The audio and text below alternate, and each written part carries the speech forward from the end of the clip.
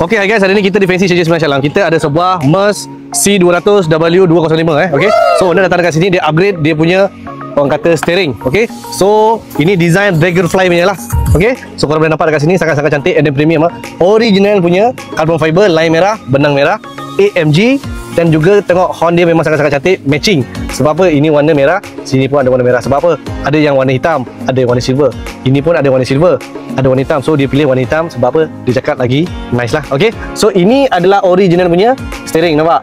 Uncle design punya lah. Okay, bladder macam ni agak licin, orang kata owner cakap. And then design macam ni pun tak sedap lah. Okay, so ini pun ada pedal shift. Of course, ini pun ada pedal shift down and up. Alright, so semua function korang nampak kat sini.